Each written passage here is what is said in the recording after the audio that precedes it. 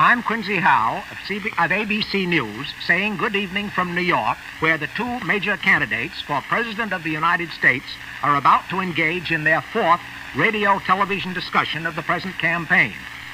Tonight, these men will confine that discussion to foreign policy. Good evening, Vice President Nixon. Good evening, Mr. Howe. And good evening, Senator Kennedy. Good evening, Mr. Howe. Now let me read the rules and conditions under which the candidates themselves have agreed to proceed. As they did in their first meeting, both men will make opening statements of about 8 minutes each and closing statements of equal time, running 3 to 5 minutes each. During the half hour between the opening and closing statements, the candidates will answer and comment upon questions from a panel of 4 correspondents chosen by the nationwide networks that carry the program. Each candidate will be questioned in turn with opportunity for comment by the other. Each answer will be limited to 2½ minutes, each comment to 1½ minutes.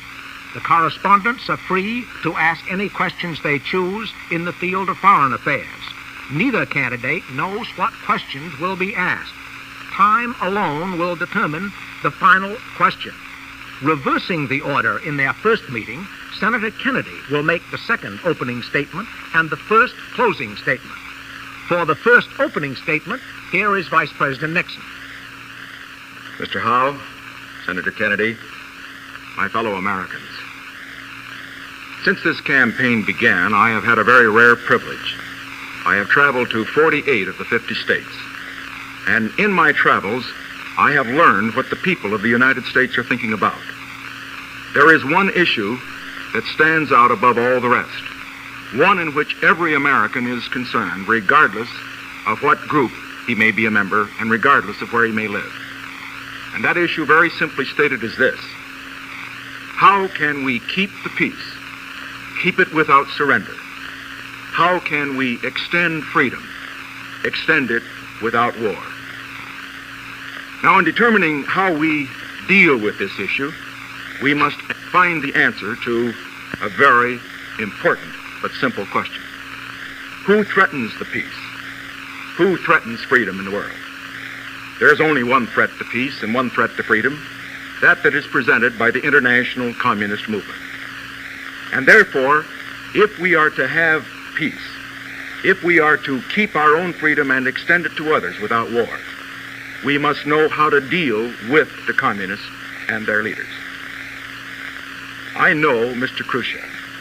I also have had the opportunity of knowing and meeting other communist leaders in the world. I believe there are certain principles we must find in dealing with him and his colleagues.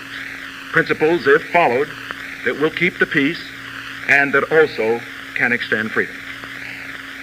First, we have to learn from the past, because we cannot afford to make the mistakes of the past. In the 7 years before this administration came into power in Washington, we found that 600 million people went behind the Iron Curtain. And at the end of that 7 years, we were engaged in a war in Korea, which cost over 30,000 American lives. In the past 7 years, in President Eisenhower's administration, this situation has been reversed. We ended the Korean War.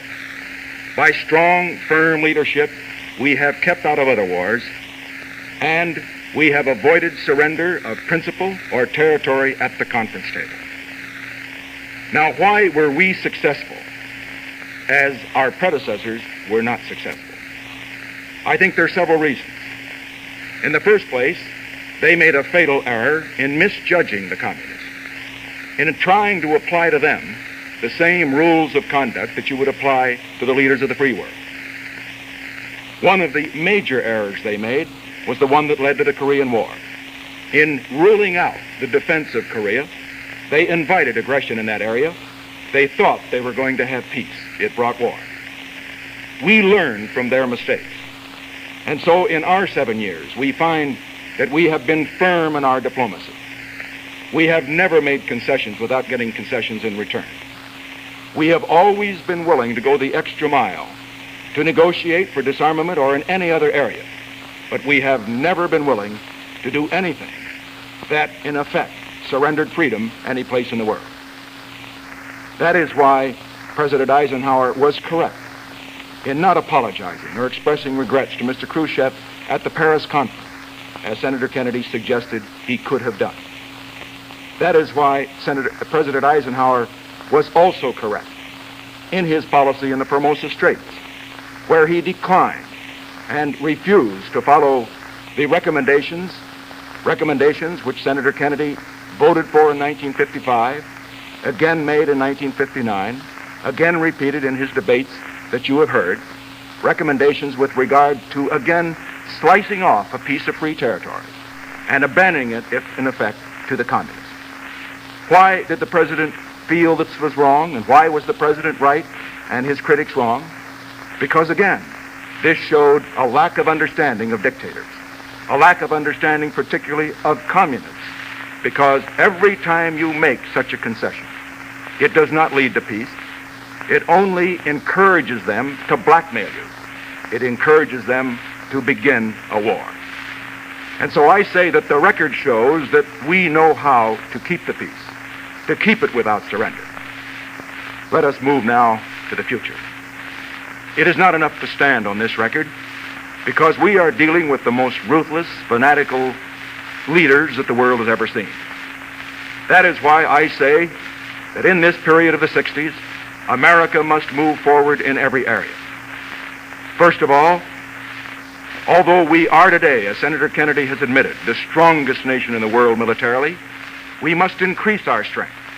Increase it so that we will always have enough strength that regardless of what our potential opponents have, if they should launch a surprise attack, we will be able to destroy their war-making capability. They must know, in other words, that it is national suicide if they begin anything. We need this kind of strength because we're the guardians of the peace.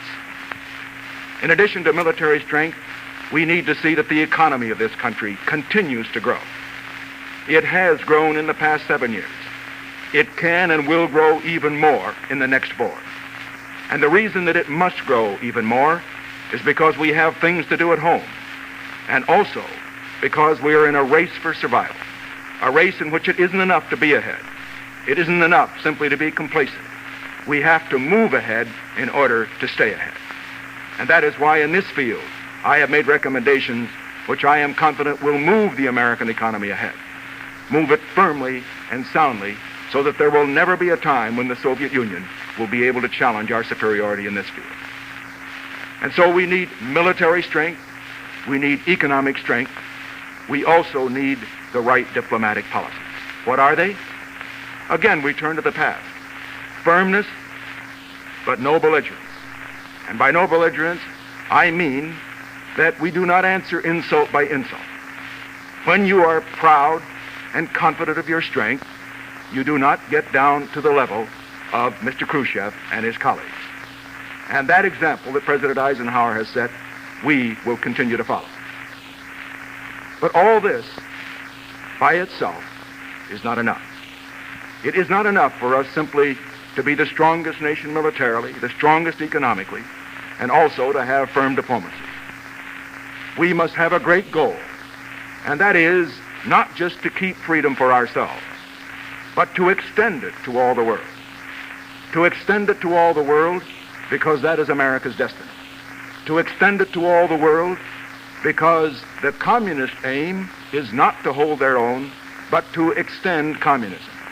And you cannot fight a victory for communism or a strategy of victory for communism with a strategy simply of holding the line. And so I say that we believe that our policies of military strength, of economic strength, of diplomatic firmness, first will keep the peace and keep it without surrender. We also believe that in the great field of ideals, that we can lead America to the victory for freedom, victory in the newly developing countries, victory also in the captive countries, provided we have faith in ourselves and faith in our principles. Now the opening statement of Senator Kennedy. Mr. Howe, Mr. Vice President. First, let me again try to correct the record on the matter of Quemoy and Matsu. I voted for the Formosa Resolution in 1955. I have sustained it since then. I've said that I agree with the administration policy.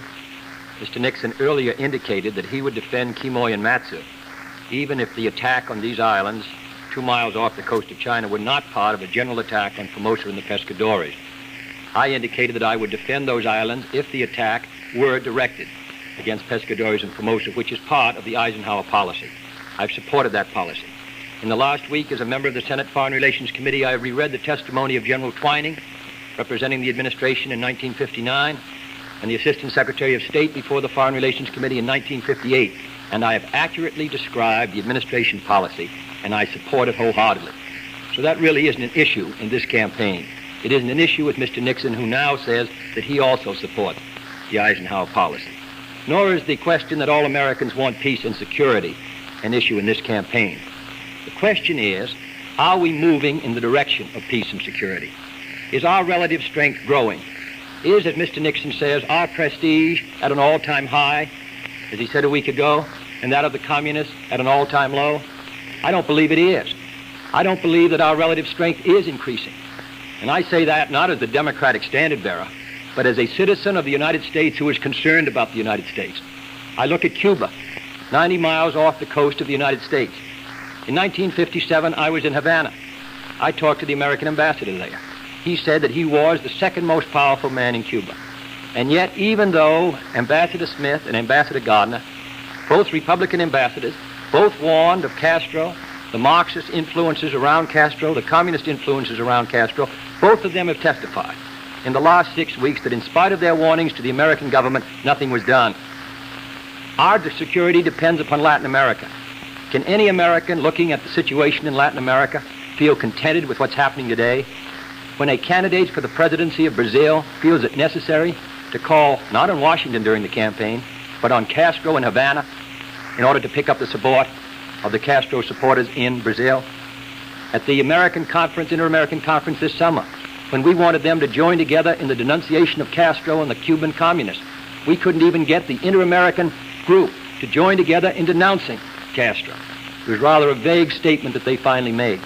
Do you know today that the Russians broadcast 10 times as many programs in Spanish for Latin America as we do? Do you know we don't have a single program sponsored by our government to Cuba to tell them our story, to tell them that we are their friends, that we want them to be free again? Africa is now the emerging area of the world. It contains 25% of all the members of the General Assembly. We didn't even have a Bureau of African Affairs until 1957. In the Africa south of the Sahara, which is the major new section, we have less students from all of Africa in that area studying under government auspices today than from the country of Thailand. If there's one thing Africa needs, it's technical assistance. And yet last year we gave them less than 5% of all the technical assistance funds that we distributed around the world. We relied in the Middle East on the Baghdad Pact. And yet when the Iraqi government was changed, the Baghdad Pact broke down. We relied on the Eisenhower Doctrine for the Middle East, which passed the Senate. There isn't one country in the Middle East that now endorses the Eisenhower Doctrine. We look to Europe, to Asia, because the struggle is in the underdeveloped world. Which system, communism or freedom, will triumph in the next 5 or 10 years? That's what should concern us. Not the history of 10 or 15 or 20 years ago, but are we doing enough in these areas? What are freedom's chances in those areas? By 1965 or 1970, will there be other Cubas in Latin America? Will Guinea and Ghana, which have now voted with the communists frequently as newly independent countries of Africa, will there be others? Will the Congo go communist? Will other countries? Are we doing enough in that area? And what about Asia? Is India going to win the economic struggle, or is China going to win it? Who will dominate Asia in the next 5 or 10 years? Communism, the Chinese, or will freedom? The question which we have to decide as Americans, are we doing enough today? Is our strength and prestige rising? Do people want to be identified with us? Do they want to follow the United States leadership? I don't think they do enough, and that's what concerns me. In Africa, these countries that have newly joined the United Nations, on the question of admission of Red China, only 2 countries in all of Africa voted with us, Liberia and the Union of South Africa. The rest either abstained or voted against us. More countries in Asia voted against us on that question than voted with us. I believe that this struggle is going to go on, and it may well be decided in the next decade. I have seen Cuba go to the communists. I have seen communist influence and Castro influence rise in Latin America. I have seen us ignore Africa There are 6 countries in Africa that are members of the United Nations. There isn't a single American diplomatic representative in any of those 6. When Guinea became independent, the Soviet ambassador showed up that very day. We didn't recognize them for 2 months. The American ambassador didn't show up for nearly 8 months. I believe that the world is changing fast, and I don't think this administration has shown the foresight, has shown the knowledge, has been identified with a great fight which these people are waging to be free, to get a better standard of living, to live better. The average income in some of those countries is $25 a year. The communists say, come with us. Look what we've done. And we've been, on the whole, uninterested. I think we're going to have to do better. Mr. Nixon talks about our being the strongest country in the world. I think we are today, but we were far stronger relative to the communists 5 years ago. And what is of great concern is that the balance of power is in danger of moving with them. They made a breakthrough in missiles, and by 1961, 2, and 3, they will be outnumbering us in missiles. I'm not as confident as he is that we will be the strongest military power by 1963. He talks about economic growth as a great indicator of freedom. I agree with it. What we do in this country, the kind of society that we build, that will tell whether freedom will be sustained around the world.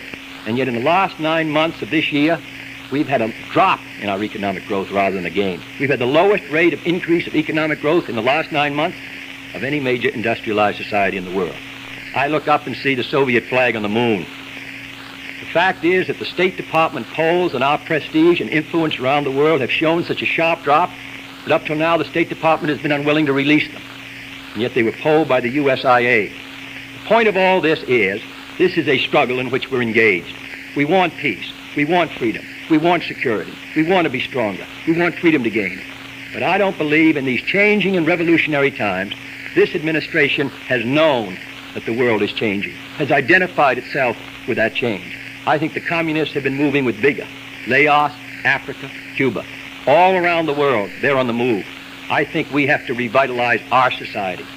I think we have to demonstrate to the people of the world that we're determined in this free country of ours to be first, not first if, not first but, not first when, but first. And when we are strong and when we are first, then freedom gains, then the prospects for peace increase, then the prospects for our security gain. That completes the opening statements. Now the candidates will answer and comment upon questions put by these 4 correspondents. Frank Singheiser of Mutual News, John Edwards of ABC News, Walter Cronkite of CBS News, John Chancellor of NBC News. Frank Singheiser has the first question for Vice President Nixon. Mr. Vice President, I'd like to pin down the difference between the way you would handle Castro's regime and prevent the establishment of communist governments in the Western Hemisphere and the way that Senator Kennedy would proceed. Vice President Nixon, in what important respects do you feel there are differences between you, and why do you believe your policy is better for the peace and security of the United States in the Western Hemisphere? Our policies are very different. I think that Senator Kennedy's policies and recommendations for the handling of the Castro regime are probably the most dangerously irresponsible recommendations that he's made during the course of this campaign. In effect, what Senator Kennedy recommends is that the United States government should give help to the exiles and to those within Cuba who oppose the Castro regime, provided they are anti-Batista. Now let's just see what this means. We have 5 treaties with Latin America, including the one setting up the Organization of American States in Bogota in 1948, in which we've agreed not to intervene in the internal affairs of any other American country, and they as well have agreed to do likewise. The Charter of the United Nations, its preamble, Article 1 and Article 2, also provide that there shall be no intervention by one nation in the internal affairs of another. Now, I don't know what Senator Kennedy suggests when he says that we should help those who oppose the Castro regime, both in Cuba and without. But I do know this, that if we were to follow that recommendation, that we would lose all of our friends in Latin America, we would probably be condemned in the United Nations, and we would not accomplish our objective. I know something else. it would be an open invitation for Mr. Khrushchev to come into Latin America and to engage us in what would be a civil war and possibly even worse than that. This is the major recommendation that he's made. Now, what can we do? Well, we can do what we did with Guatemala. There was a communist dictator that we inherited from the previous administration. We quarantined Mr. Arbenz. The result was that the Guatemalan people themselves eventually rose up and they threw him out. We are quarantining Mr. Castro today. We are quarantining him diplomatically by bringing back our ambassador, economically by cutting off trade, and Senator Kennedy's suggestion that the trade that we cut off is not significant is just 100% wrong. We are cutting off the significant items that the Cuban regime needs in order to survive. By cutting off trade, by cutting off our diplomatic relations as we have, we will quarantine this regime so that the people of Cuba themselves will take care of Mr. Castro. But for us to do what Senator Kennedy has suggested would bring results which I know he would not want, and certainly which the American people would not want. Mr. Nixon showed himself misinformed. He surely must be aware that most of the equipment and arms and resources for Castro came from the United States, flowed out of Florida and other parts of the United States to Castro in the mountains. There isn't any doubt about that, number one. Number two, I believe that if any economic sanctions against Latin America are going to be successful, they have to be multilateral. They have to include the other countries of Latin America. The very minute effect of the action which has been taken this week on Cuba's economy, I believe Castro can replace those markets very easily through Latin America, through Europe, and through Eastern Europe. If the United States had stronger prestige and influence in Latin America, it could persuade, as Franklin Roosevelt did in 1940, the countries of Latin America to join in an economic quarantine of Castro. That's the only way you can bring real economic pressure on the Castro regime, and also the countries of Western Europe, Canada, Japan, and the others. Number three, Castro is only the beginning of our difficulties throughout Latin America. The big struggle will be to prevent the influence of Castro spreading to other countries. Mexico, Panama, Brazil, Bolivia, Colombia. We're going to have to try to provide closer ties, to associate ourselves with the great desire of these people for a better life if we're going to prevent Castro's influence from spreading throughout all of Latin America. His influence is strong enough today to prevent us from getting the other countries of Latin America to join with us in economic quarantine. His influence is growing, mostly because this administration has ignored Latin America. You yourself said, Mr. Vice President, a month ago, that if we had provided the kind of economic aid 5 years ago that we are now providing, we might never have had Castro. Why didn't we? John Edwards has his first question for Senator Kennedy. Senator Kennedy, one test of a new president's leadership will be the caliber of his appointments. It's a matter of interest here and overseas as to who will be the new Secretary of State. Now, under our rules, I must ask this question of you, but I would hope that the Vice President also would answer it. Will you give us the names of 3 or 4 Americans, each of whom, if appointed, would serve with distinction, in your judgment, as Secretary of State? Mr. Edwards, I don't think it's a wise idea for presidential candidates to appoint the members of his cabinet prospectively, or to suggest 4 people, indicate that one of them surely will be appointed. This is a decision that the President of the United States must make. The last candidate who indicated that he who his cabinet was going to be was Mr. Dewey in 1948. This is a race between the Vice President and myself for the presidency of the United States. There are a good many able men who could be Secretary of State. I have made no judgment about who should be the Secretary of State. I think that judgment could be made after election if I'm successful. The people have to make a choice between Mr. Nixon and myself, between the Republican Party and the Democratic Party, between our approach to the problems which now disturb us as a nation and disturb us as a world power. The President bears the constitutional responsibility, not the Secretary of State, for the conduct of foreign affairs. Some presidents have been strong in foreign policy. Others have relied heavily on the Secretary of State. I have been a member of the Senate Foreign Relations Committee. I run for the presidency with full knowledge that his great responsibility, really, given to them by the Constitution and by the force of events, is in the field of foreign affairs. I'm asking the people's support as president. We will select the best men we can get, but I have not made a judgment and I have not narrowed down a list of 3 or 4 people among whom would be the candidate. Mr. Vice President, do you have a comment? Mr. Edwards, as you probably know, I have consistently answered all questions with regard to who will be in the next cabinet by saying that that is the responsibility of the next president, and it would be inappropriate to make any decisions on that or to announce any prior to the time that I had the right to do so. So that was my answer to this question. If you don't mind, I'd like to use the balance of the time to respond to one of the comments that Senator Kennedy made on the previous question. He was talking about the Castro regime and what we had been doing in Latin America. I would like to point out that when we look at our programs in Latin America, we find that we have appropriated 5 times as much for Latin America as was appropriated by the previous administration. We find that we have $2 billion more for the Export-Import Bank. We have a new bank for Latin America alone of $1 billion. We have the new program, which was submitted at the Bogota conference, this new program that President Eisenhower submitted, approved by the last Congress, for $500 million. We have moved in Latin America very effectively, and I'd also like to point this out. Senator Kennedy complains very appropriately about our inadequate radio broadcast for Latin America.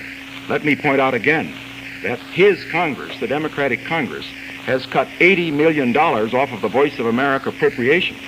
Now, he has to get a better job out of his Congress if he's going to get us the money that we need to conduct the foreign affairs of this country in Latin America or anyplace else. Walter Cronkite, you have your first question for Vice President Nixon. Thank you, Quincy. Mr. Vice President, Senator Fulbright, and now tonight Senator Kennedy, maintain that the administration is suppressing a report by the United States Information Agency that shows a decline in United States prestige overseas. Are you aware of such a report?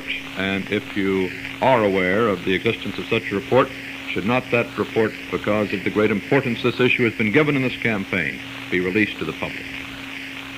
Mr. Cronkite, I naturally am aware of it because I, of course, pay attention to everything Senator Kennedy says, as well as Senator Fulbright.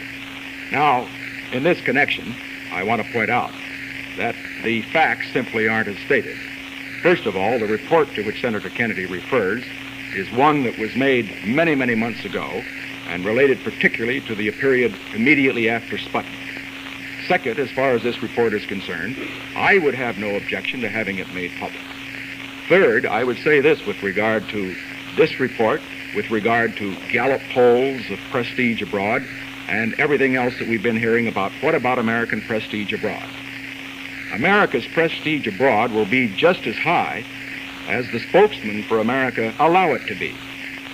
Now, when we have a presidential candidate, for example, Senator Kennedy, stating over and over again that the United States is second in space, and the fact of the matter is that the space score today is 28-8. We've had 28 successful shots, they've had 8.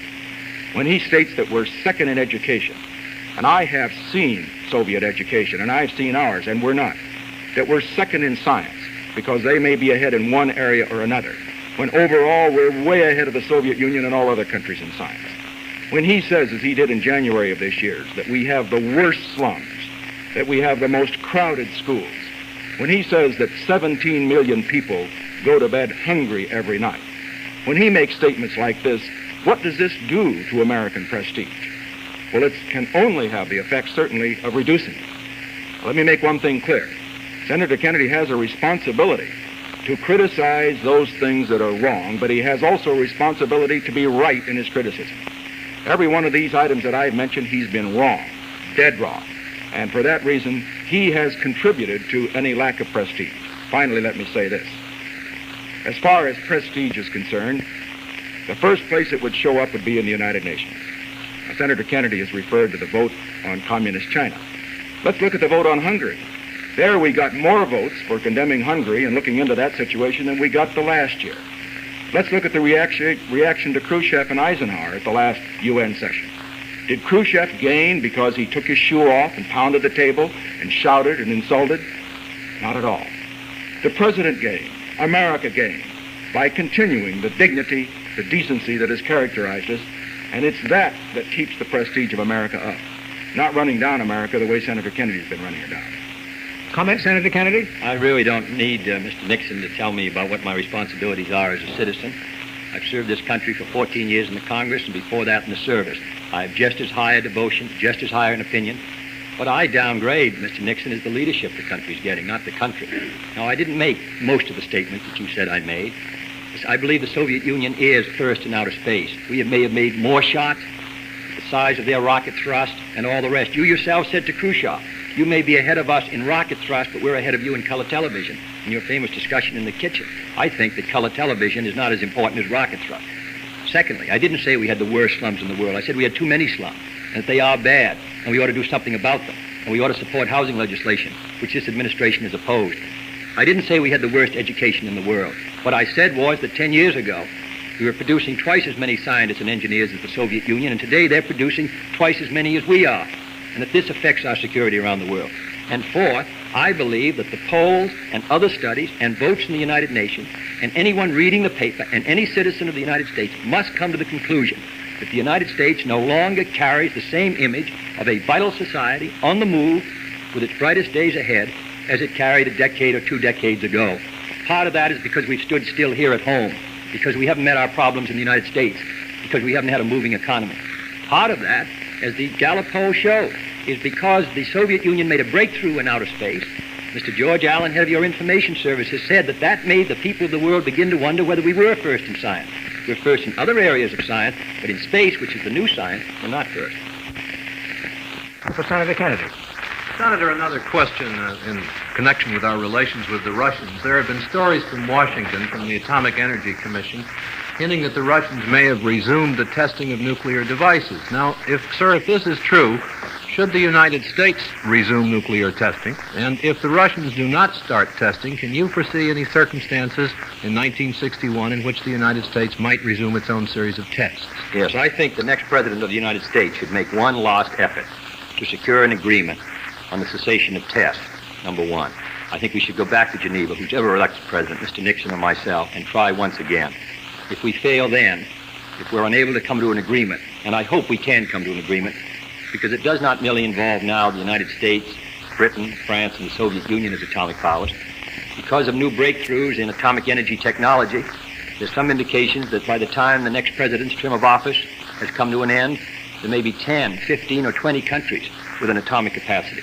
Perhaps that many testing bombs, with all the effect that it could have on the atmosphere, and with all the chances that more and more countries will have an atomic capacity, with more and more chance of war. So one more effort should be made. I don't think that even if that effort fails, that it will be necessary to carry on tests in the atmosphere which pollute the atmosphere. They can be carried out underground, they can be carried on in outer space. But I believe the effort should be made once more by who's ever elected president of the United States. If we fail, it's been a great, serious failure for everyone, for the human race. I hope we can succeed. But then if we fail, responsibility will be clearly on the Russians, and then we'll have to meet our responsibilities to the security of the United States. And there may have to be testing underground. I think the Atomic Energy Committee is prepared for it. There may be testing in outer space. I hope it will not be necessary for any power to resume testing in the atmosphere. It's possible to detect those kind of tests. The kind of tests which you can't detect are underground or perhaps in outer space. So that I'm hopeful we can try once more. If we fail, then we must meet our responsibilities to ourselves. But I'm most concerned about the whole problem of the spread of atomic weapons. China may have it by 1963. Egypt. War has been the constant companion of mankind. So to have these weapons disseminated around the world, I believe, means that we're going to move through a period of hazard in the next few years. We ought to make one last effort. Any comment, Mr. Vice President? Yes. I would say, first of all, that we must have in mind the fact that we have been negotiating to get tests inspected and to get an agreement for many, many months. As a matter of fact, there's been a moratorium on testing as a result of the fact that we have been negotiating. I've reached the conclusion that the Soviet Union is actually filibustering. I've reached the conclusion, too, based on the reports that have been made, that they may be cheating. I don't think we can wait until the next president is inaugurated and then selects a new team and then all the months of negotiating that will take place before we reach a decision. I think that immediately after this election, we should set a timetable, the next president, working with the President Eisenhower, a timetable to break the Soviet filibuster. There should be no tests in the atmosphere. That rules out any fallout. But as far as underground tests are concerned, and particularly underground tests for developing peaceful uses of atomic energy, we should not allow this Soviet filibuster to continue. I think it's time for them to fish or cut bait. I think that the next president, immediately after his election, should sit down with the president, work out a timetable, and get a decision on this before January of next year. Our second round of questions begins with one from Mr. Edwards for the Vice President.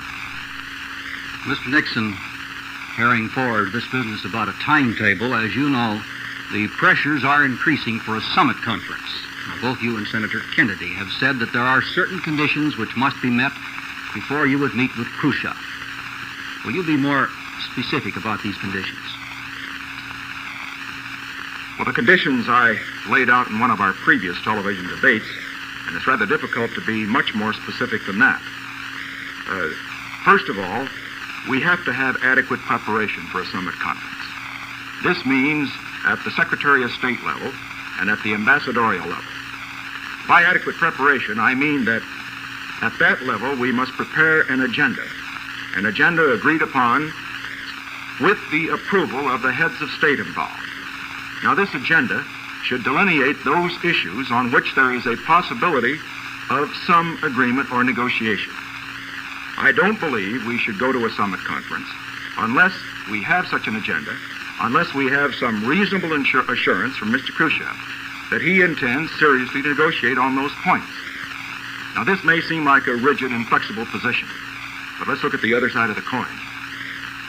If we build up the hopes of the world by having a summit conference that is not adequately prepared, and then if Mr. Khrushchev finds some excuse for breaking it up, as he did this one, because he isn't going to get his way, we set back the cause of peace. We do not help it. We can, in other words, negotiate many of these items of difference between us without going to the summit. I think we have to make a greater effort than we have been making at the Secretary of State level, at the ambassadorial level, to work out the differences that we have. And so, as far as a summit conference is concerned, it should only be entered upon, it should only be agreed upon, if the negotiations have reached the point that we have some reasonable assurance that something is going to come out of it other than some phony spirit, a spirit of Geneva or Camp David or whatever it is. When I say phony spirit, I mean phony not because the spirit is not good on our side, but because the Soviet Union simply doesn't intend to carry out what they say.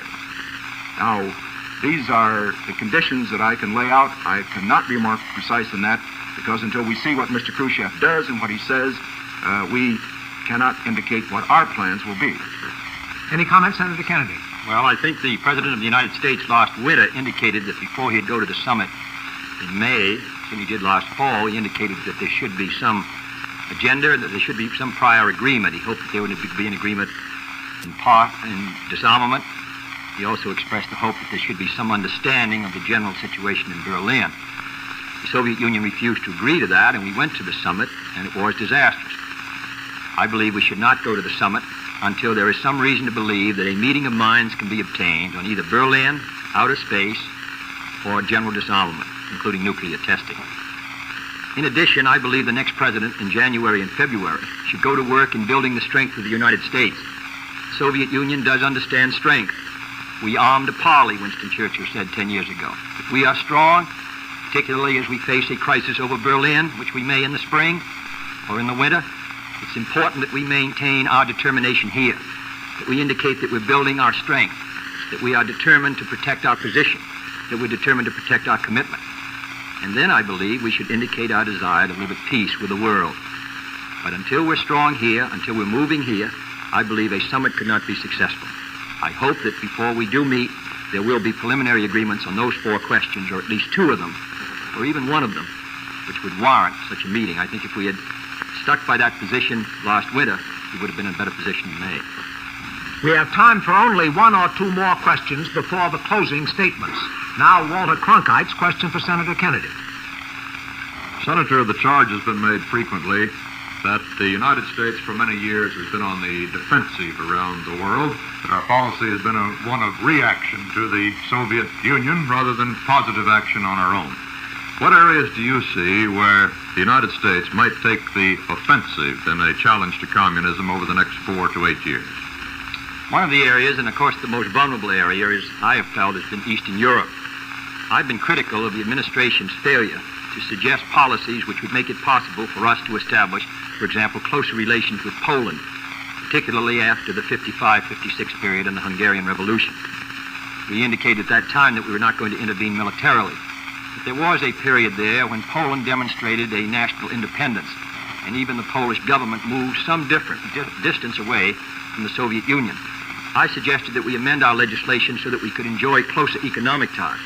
We received the support first of the administration and then not. We were defeated by one vote in the Senate.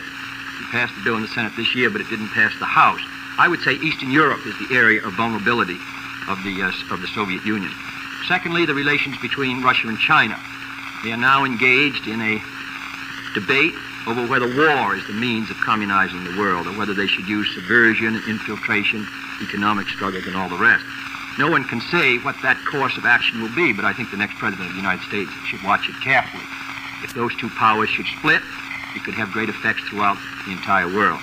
Thirdly, I believe that India represents a great area for affirmative action by the free world. India started from about the same place that China did. Chinese communists have been moving ahead the last 10 years. India, under a free society, has been making some progress. But if India does not succeed, with their 450 million people, if she can't make freedom work, then people around the world are going to determine, particularly in the underdeveloped world, that the only way that they can develop their resources is through the communist system. Fourth, let me say that in Africa, Asia, Latin America, Eastern Europe, the great force on our side is the desire of people to be free. This has expressed itself in the revolts in Eastern Europe. It's expressed itself in the desire of the people of Africa to be independent of Western Europe. They want to be free. And my judgment is that they don't want to give their freedom up to become communists. They want to stay free, independent perhaps of us, but certainly independent of the communists. And I believe if we identify ourselves with that force, if we identify ourselves with it as Lincoln, as Wilson did, as Franklin Roosevelt did, if we become known as the friend of freedom, sustaining freedom, helping these people in the fight against poverty and ignorance and disease, helping them build their lives, I believe in Latin America, Africa, and Asia, eventually in the Eastern Europe and the Middle East, certainly in Western Europe, we can strengthen freedom. We can make it move. We can put the communists on the defensive. Your comment, Mr. Vice President? First, with regard to Poland, when I talked to Mr. Gomulka, the present leader of Poland, for 6 hours in Warsaw last year, I learned something about their problems, and particularly his. Right under the Soviet gun, with Soviet troops there, he is in a very difficult position in taking anything independent, a position which would be independent of the Soviet Union. And yet, let's just see what we've done for Poland. $500 million worth of aid has gone to Poland, primarily economic, primarily to go to the people of Poland.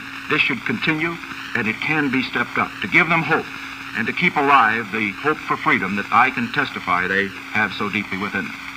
In addition, we can have more exchange with Poland or with any other of the Iron Curtain countries which show some desire to take a different path than the path that has been taken by the ones that are complete satellites of the Soviet Union. Now, as far as the balance of the world is concerned, I, of course, don't have as much time as Senator Kennedy had. I would just like to add this one point. If we are going to have the initiative in the world, we must remember that the people of Africa and Asia and Latin America don't want to be pawns simply in a struggle between two great powers, the Soviet Union and the United States. We have to let them know that we want to help them, not because we're simply trying to save our own skins, not because we're simply trying to fight communism, but because we care for them, because we stand for freedom, because if there were no communism in the world, we would still fight poverty and misery and disease and tyranny. If we can get that across to the people of these countries in this decade of the 60s, the struggle for freedom will be won. John Chancellor's question for Vice President Nixon. Sir, I'd like to ask you another question about Quemoy and Matsu. Both you and Senator Kennedy say you agree with the President on this subject and with our treaty obligations. But the subject remains in the campaign as an issue. Now, is this because each of you feels obliged to respond to the other when he talks about Quemoy and Matsu? And if that's true, do you think an end should be called to this discussion, or will it stay with us as a campaign issue? I would say that the issue will stay with us as a campaign issue just as long as Senator Kennedy persists in what I think is a fundamental error. He says he supports the President's position. He says that he voted for the resolution. Well, just let me point this out. he voted for the resolution in 1955 which gave the president the power to use the forces of the United States to defend Formosa and the offshore islands. But he also voted then for an amendment, which was lost, fortunately, an amendment which would have drawn a line and left out those islands and denied the right to the president to defend those islands if he thought that it was an attack on Formosa. He repeated that error in 1959 in a speech that he made. He repeated it again in a television debate that we had. Now, my point is this. Senator Kennedy has got to be consistent here. Either he's for the president and he's against the position that those who oppose the president in 55 and 59, and the senator's position itself stated the other day in our debate, either he is for the president and against that position, or we simply have a disagreement here that must continue to be debated. Now, if the senator in his answer to this question will say, I now will depart or retract my previous views. I think I was wrong in 1955. I think I was wrong in 1959. And I think I was wrong in our television debate to say that we should draw a line leaving out Quemoy and Matsu. Draw a line, in effect, abandoning these islands to the communists. Then this will be right out of the campaign because there will be no issue between us. I support the president's position. I have always opposed drawing a line. I have opposed drawing a line because I know that the moment you draw a line, that is an encouragement for the communists to attack, to step up their blackmail and to force you into the war that none of us want. And so I would hope that Senator Kennedy in his answer today would clear it up. It isn't enough for him to say, I support the president's position, that I voted for the resolution. Of course he voted for the resolution. It was virtually unanimous. But the point is, what about his error in voting for the amendment, which was not adopted, and then persisting in it in 59, persisting in it into the debate? It's very simple for him to clear it up. He can say now that he no longer believes that a line should be drawn, leaving these islands out of the perimeter of defense. If he says that, this issue will not be discussed in the campaign. Senator Kennedy, your comment? Well, Mr. Nixon, to go back to 1955, the resolution commits the president in the United States, which I supported, to defend Formosa, the Pescadores, and if it was his military judgment, these islands. Then the president sent a mission composed of Admiral Radford and Mr. Robertson to persuade Chiang Kai-shek in the spring of 55 to withdraw from the two islands because they were exposed. The president was unsuccessful. Chiang Kai-shek would not withdraw. I referred to the fact that in 1958, as a member of the Senate Foreign Relations Committee, I'm very familiar with the position that the United States took in negotiating with the Chinese communists on these two islands. General Twining in January 59 described the position of the United States. The position of the United States has been that this build-up, in the words of the president, has been foolish. Mr. Herter has said these islands are indefensible. Chiang Kai-shek will not withdraw. Because he will not withdraw, because he's committed to these islands, because we've been unable to persuade him to withdraw, we are in a very difficult position. And therefore, the president's judgment has been that we should defend the islands if in his military judgment and the judgment of the commander in the field, the attack on these islands should be part of an overall attack on Formosa. I support that in view of the difficulties we've had with the islands, in view of the difficulties and disputes we've had with Chiang Kai-shek. That's the only position we can take. That's not the position you took, however. The first position you took when this matter first came up was that we should draw the line and commit ourselves as a matter of principle to defend these islands. Not as part of the defense of Formosa and the Pescadores. You showed no recognition of the administration program to try to persuade Chiang Kai-shek for the last 5 years to withdraw from the island. And I challenge you tonight to deny that the administration has sent at least several missions to persuade Chiang Kai-shek to withdraw from these islands. And Under that the agreed testimony of General Twining and the Assistant Secretary of State in 58. Under the agreed rules, gentlemen, we've exhausted the time for questions. Each candidate will now have 4 minutes and 30 seconds for his closing statement. Senator Kennedy will make the first closing statement. I said that I've served this country for 14 years. I served it in the war. I'm devoted to it. If I lose this election, I will continue in the Senate to try to build a stronger country. But I run because I believe this year the United States has a great opportunity to make a move forward, to make a determination here at home and around the world that it's going to reestablish itself as a vigorous society. My judgment is that the Republican Party has stood still here in the United States, and it's also stood still around the world. We're using about 50% of our steel capacity today. We had a recession in 58. We had a recession in 54. we're not moving ahead in education the way we should. We didn't make a judgment in 57 and 56 and 55 and 54 that outer space would be important.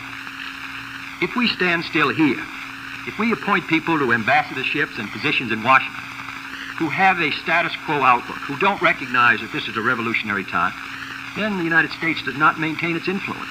And if we fail, the cause of freedom fails. I believe it incumbent upon the next president of the United States to get this country moving again, to get our economy moving ahead, to set before the American people its goals, its unfinished business, and then throughout the world appoint the best people we can get, ambassadors who can speak the language, not merely people who made a political contribution, but who can speak the language. Bring students here. Let them see what kind of a country we have. Mr. Nixon said that we should not regard them as pawns in the Cold War. We should identify ourselves with them. If that were true, why didn't we identify ourselves with the people of Africa? Why didn't we bring students over here? Why did we suddenly offer Congo 300 students last June when they had the tremendous revolt? That was more than we had offered to all of Africa the year before from the federal government. I believe that this party, Republican Party, has stood still really for 25 years, its leadership has. It opposed all of the programs of President Roosevelt and others for minimum wage and for housing and economic growth and development of our natural resources, the Tennessee Valley and all the rest. And I believe that if we can get a party which believes in movement, which believes in going ahead, then we can reestablish our position in the world. Strong defense, strong in economic growth, justice for our people, guarantee of constitutional rights, so that people will believe that we practice what we preach, and then around the world, particularly to try to reestablish the atmosphere which existed in Latin America at the time of Franklin Roosevelt. He was a good neighbor in Latin America because he was a good neighbor in the United States, because they saw us as a society that was compassionate, that cared about people, that was moving this country ahead. I believe it's my responsibility as the leader of the Democratic Party in 1960 to try to warn the American people that in this crucial time we can no longer afford to stand still. We can no longer afford to be second best. I want people all over the world to look to the United States again, to feel that we're on the move, to feel that our high noon is in the future.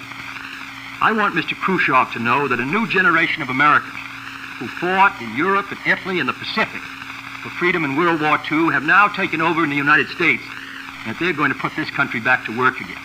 I don't believe that there's anything this country cannot do. I don't believe there's any burden or any responsibility that any American would not assume to protect his country, protect our security, to advance the cause of freedom. And I believe it incumbent upon us now to do that. Franklin Roosevelt said in 1936 that that generation of Americans had a rendezvous with destiny. I believe in 1960 and 61 and 2 and 3, we have a rendezvous with destiny. And I believe it incumbent upon us to be the defenders of the United States and the defenders of freedom. And to do that, we must give this country leadership, and we must get America moving again. Now, Vice President Nixon, your closing statement. Senator Kennedy has said tonight again what he has said several times in the course of these debates and in the campaign, that America is standing still. America is not standing still. It has not been standing still. And let's set the record straight right now by looking at the record, as Al Smith used to say. He talks about housing. We built more houses in the last 7 years than in any administration, and 30% more than in the previous administration. We talk about schools. 3 times as many classrooms built in the past administration in Eisenhower than under the Truman administration. Let's talk about civil rights. More progress in the past 8 years than in the whole 80 years before. He talks about the progress in the field of slum clearance and the like. We find 4 times as many projects undertaken and completed in this administration and in the previous one. Anybody that says America has been standing still for the last 7.5 years hasn't been traveling in America. He's been in some other country. Let's get that straight right away. Now, the second point we have to understand is this, however. America has not been standing still, but America cannot stand pat. We can't stand pat for the reason that we're in a race, as I've indicated. We can't stand pat because it is essential, with the conflict that we have around the world, that we not just hold our own, that we not keep just freedom for ourselves. It is essential that we extend freedom, extend it to all the world. And this means more than what we've been doing. It means keeping America even stronger militarily than she is. It means seeing that our economy moves forward even faster than it has. It means making more progress in civil rights than we have. so that we can be a splendid example for all the world to see of democracy in action at its best. Now, looking at the other parts of the world, South America, talking about our record and the previous one, we had a good neighbor policy, yes. It sounded fine. But let's look at it. There were 11 dictators when we came into power in 1953 in Latin America. There are only 3 left.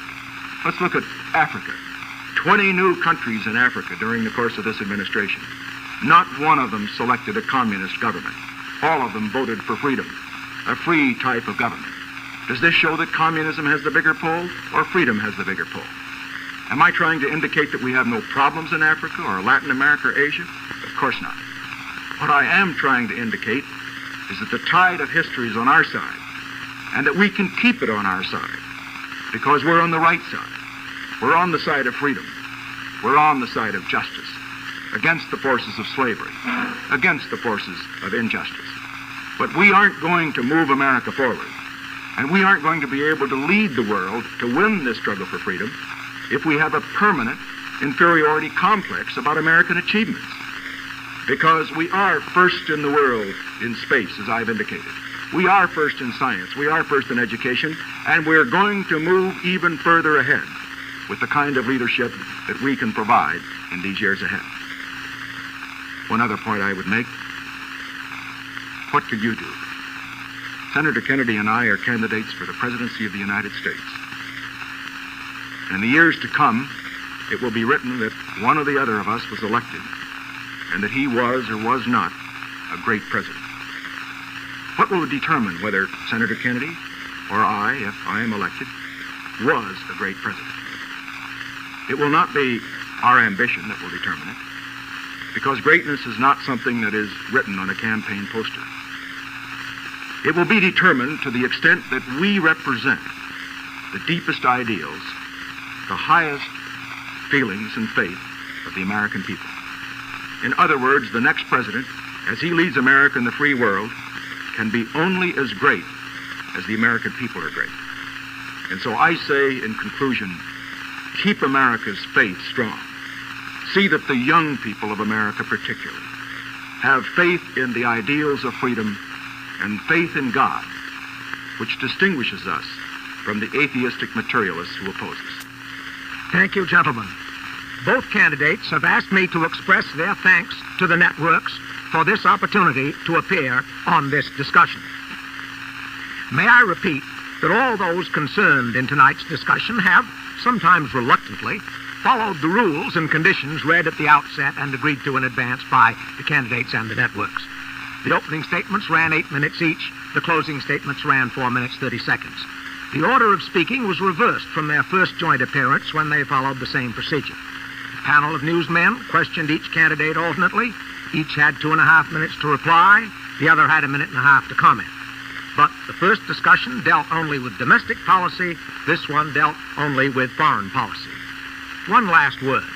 As members of a new political generation, Vice President Nixon and Senator Kennedy have used new means of communication to pioneer a new type of political debate. The character and courage with which these two men have spoken sets a high standard for generations to come. Surely they have set a new precedent. Perhaps they have established a new tradition. This is Quincy Howe. Good night from New York.